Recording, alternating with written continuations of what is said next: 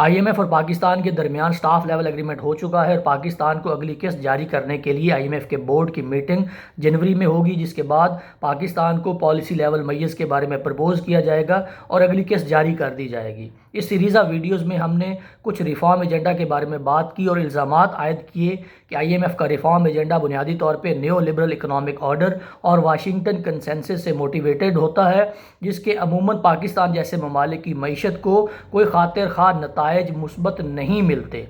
तो आईएमएफ ने पाकिस्तान के ऊपर चंद ऐसी पाबंदियां और प्री रेक्विजिट या कंडीशंस आयद की हैं जो कि पाकिस्तान को फुलफ़िल करना होंगी और उसके बाद पाकिस्तान को अगली किस्त जारी कर दी जाएगी। तो इस वीडियो में हम आईएमएफ की उन शराइत को मैप करने की कोशिश करेंगे जो उन पॉलिसी प्रिस्क्रिप्शंस के साथ जो कि वाशिंगटन कंसेंसस में प्रपोज की जाती हैं। बुनियादी तौर पे आईएमएफ की इन कंडीशंस के बारे में एक्सप्रेस ट्रिब्यून के अंदर शहबाज राना ने एक आर्टिकल पब्लिश किया है जो कि हर उस बंदे को पढ़ना चाहिए जो कि आईएमएफ के रिफॉर्म एजेंडा को समझना चाहता है और ख़ास तौर पे इस रिफॉर्म एजेंडा के दरमियान या बिटवीन द लाइंस जो वाशिंगटन कंसेंसस से मोटिवेटेड रिफॉर्म्स होती हैं उनको ट्रेस करना चाहता है।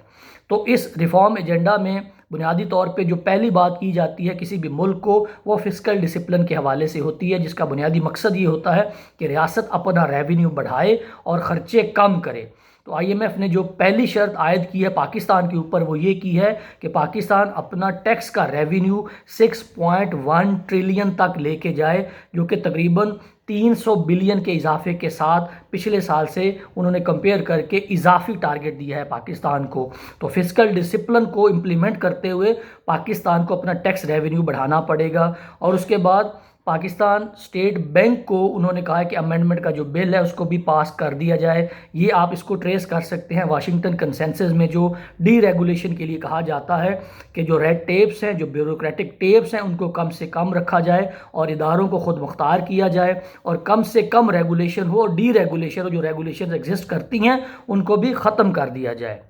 और इसमें जो सबसे मज़े की बात है, जो कि अलमिया की बात भी कही जा सकती है, वो ये है कि इस रिफॉर्म एजेंडा के बारे में और जो अगली किस्त को जारी करने से पहले कंडीशंस हैं इनके बारे में जो शौकत तरीन है उन्होंने ये कहा है कि अगर हम ये तमाम शराइत लेटर एंड स्पिरिट में इम्प्लीमेंट कर देंगे तो एक नई वेव ऑफ इन्फ्लेशन पाकिस्तान की इकॉनमी को हिट करेगी। तो इसको आईएमएफ के रिफॉर्म एजेंडा की, जिसकी बुनियाद न्यू लिबरल इकोनॉमिक ऑर्डर है और वाशिंगटन कंसेंसस है, उसका जो फाउंडेशन का स्टोन है that is called shock therapy, कि आपने अपनी इकॉनमी को शॉक देना है और शॉक देना इन टर्म्स ऑफ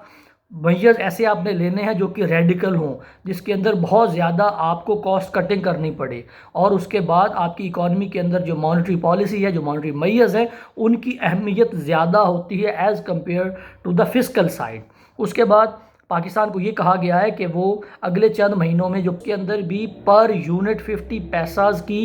एडजस्टमेंट करे और उसके अंदर इंक्रीज़ करे उसकी प्राइस के अंदर। फिर इसको हम रेफ़र करेंगे जो आईएमएफ का रिफॉर्म एजेंडा है, जिसकी बुनियाद मैंने कहा है कि न्यू लिबरल इकोनॉमिक ऑर्डर है और वाशिंगटन कंसेंसस है, जिसमें कहा जाता है कि सब्सिडीज़ को भी कम से कम रखा जाए। इसके ऊपर एक पूरी सीरीज़ ऑफ वीडियोज़ मैं ऑलरेडी बना चुका हूँ, जिसमें मैंने वाशिंगटन कंसेंसस के तमाम पॉइंट्स को वन बाई वन एनालाइज़ किया था और उनके जो डार्क साइड है जो पाकिस्तान की इकॉनमी के ऊपर इम्पैक्ट कर सकती है उनको एनालाइज करके एक्सप्लेन करने की कोशिश की थी। तो आज हम उनको मैप करने की कोशिश करते हैं आईएमएफ की कंडीशंस के साथ। उसके बाद ये कहा गया कि जो पेट्रोलियम डेवलपमेंट लेवी होती है, जो पीडीएल होती है, जो कि पेट्रोल के प्राइस का एक कंट्रीब्यूटिंग फैक्टर होता है, उसको आपने 30 रुपये पर लीटर तक लेके जाना है। ये एक और मैयर है जिसमें हुकूमत बुनियादी तौर पे सब्सिडी दे के इन पेट्रोलियम डेवलपमेंट लेवी को कम से कम रखती है ताकि इसका पूरा इम्पैक्ट प्राइस के ऊपर ट्रांसलेट ना हो सके। लेकिन आईएमएफ ये चाहता है कि आपने हर महीने में 4 रुपये इंक्रीज़ करना है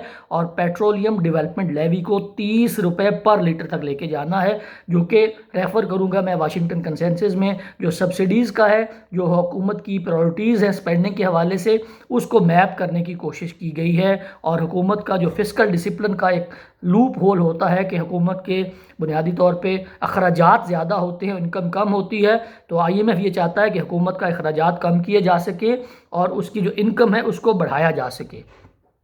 उसके बाद जो टैक्स रिफॉर्म्स के हवाले से कहा गया है कि इसको स्टैंडर्डाइज कर दिया जाए और अक्रॉस द बोर्ड 17% टैक्स लगा दिया जाए। और पाकिस्तान की इकॉनमी के अंदर आईएमएफ का एस्टिमेट ये है कि तकरीबन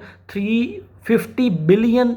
जो रुपीज़ हैं इनकी सब्सिडीज़ हमने दे रखी हैं, एग्जेम्पशंस दे रखी हैं सेल्स टैक्स के लिए, तो इनको भी विदड्रॉ कर लेना चाहिए, जिससे फिर रेफ़र करें वाशिंगटन कंसेंसस को कि हुकूमत की सब्सिडीज़ को प्रायोरिटाइज़ किया जाए और हुकूमत का रेवेन्यू बढ़ाया जाए, फिस्कल डिसिप्लिन बढ़ाया जाए और टैक्स रिफॉर्म्स की जा सकें। तो इस एक रिफॉर्म एजेंडा का या जो प्रायर कंडीशन है IMF की तरफ से, ये 3 ऐसे वाशिंगटन कंसेंसस के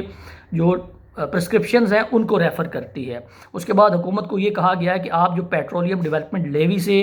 टोटल रेवेन्यू जनरेट करते हैं वो तकरीबन 356 बिलियन बनता है, तो इसको 610 बिलियन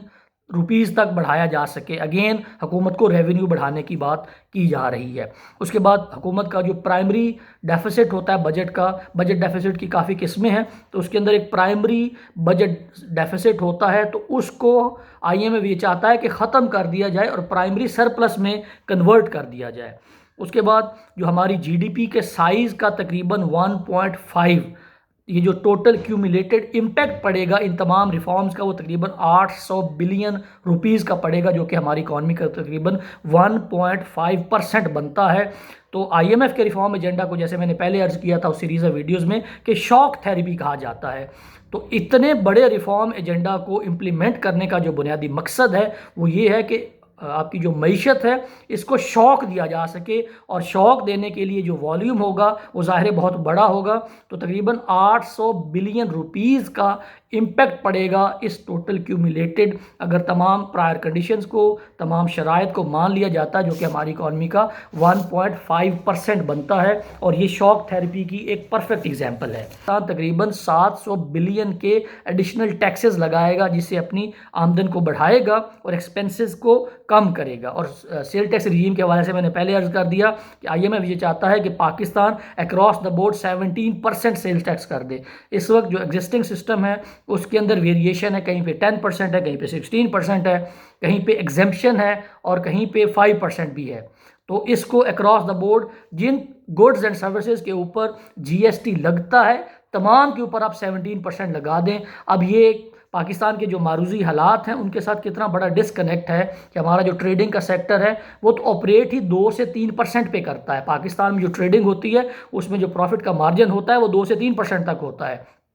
तो एक बंदा जिसका टोटल वॉल्यूम के अंदर जो प्रॉफिट का मार्जिन है वो 3% है, आप उसको कह रहे हैं कि मुझे 17% टैक्स दे, तो वो कहाँ से देगा? इसीलिए पाकिस्तान के अंदर जो डॉक्यूमेंटेड इकोनॉमी में लोग नहीं आते, उसकी एक बहुत बड़ी वजह ये है कि ट्रेडिंग क्लास चूँकि बहुत ही मिनिमल मार्जिन के ऊपर ऑपरेट कर रही होती है, तो अगर 17% का सेल टैक्स उनके ऊपर पड़ जाएगा तो वो किस तरह कंपेटिटिव रह पाएंगे। उसके बाद जो एक और डीरेगुलेशन के हवाले से पाकिस्तान को प्रायर एक्शन कहा गया है, जो कंडीशन कही गई है वो ये कही गई है कि पाकिस्तान के अंदर एक monetary fiscal policy coordination board होता था, जो कि एक्सचेंज रेट के हवाले से मीटिंग्स करता था और फैसला करता था, जिसके अंदर स्टेट बैंक की भी रिप्रेजेंटेशन होती थी और मिनिस्ट्री ऑफ फाइनेंस की भी रिप्रेजेंटेशन होती थी। तो IMF ने यह कहा है कि इसको ख़त्म कर दिया जाए और एक्सचेंज रेट के हवाले से जो मार्केट फोर्सेस हैं वो डिटरमिन करेंगी कि एक्सचेंज रेट क्या होगा। तो वाशिंगटन कंसेंसस में भी यही कहा जाता है कि मार्केट फोर्सेस शुड डिटरमिन कि एक्सचेंज रेट क्या होगा, और फिर डीरेगुलेशन की भी बात की जा रही है।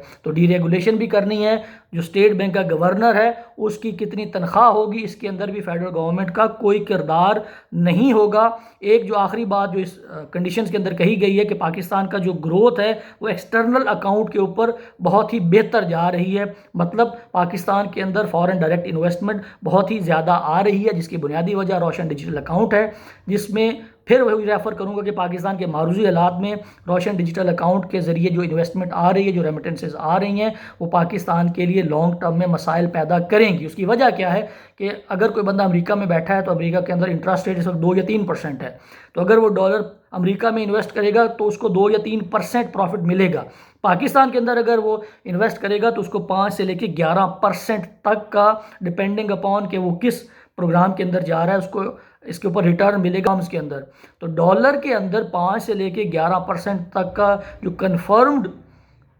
रिटर्न ऑन इन्वेस्टमेंट है, ये पूरी दुनिया के अंदर शायद और कहीं ऑफ़र नहीं हो रहा और पाकिस्तान इसको ऑफ़र कर रहा है। उसकी इम्प्लीकेशन ये भी होगी कि जब हमने ये डॉलर प्रॉफिट की शेप में वापस रीपे करने होंगे तो उस वक्त हो सकता है कि पाकिस्तान की फर्दर डिवैल्यूएशन हो चुकी हो, तो ये जो 11% हमें नज़र आता है हो सकता है ये हमें 20 या 22% का रिटर्न देना पड़े। तो ओवरऑल जितनी भी कंडीशंस हैं उनके अंदर आप IMF का रिफॉर्म एजेंडा देख सकते हैं, इसको आप मैप कर सकते हैं वाशिंगटन कंसेंसस के साथ। ट्रेड लिबरलाइजेशन की भी बात की गई कि पाकिस्तान के अंदर जो टैरिफ और नॉन टैरिफ बैरियर्स हैं इनको ख़त्म कर दिया जाए, तो तकरीबन वो तमाम के तमाम 10 पॉलिसी के प्रिस्क्रिप्शंस जो कि वाशिंगटन कंसेंसस के अंदर प्रपोज किए जाते हैं, न्यू लिबरल इकोनॉमिक ऑर्डर के अंदर प्रपोज किए जाते हैं, वो तमाम के तमाम हमें IMF की प्रायर कंडीशंस में नज़र आ रहे हैं। तो इस सीरीज़ ऑफ वीडियोज़ में हमने ये समझने की कोशिश की है कि IMF का रिफॉर्म एजेंडा क्या होता है, जो कि उस मुल्क को इम्प्लीमेंट करना पड़ता है क्योंकि IMF से कर्जा लेता है और जिसकी बुनियाद वाशिंगटन कंसेंसस के ऊपर है। तो अगली 2 वीडियोज़ में हम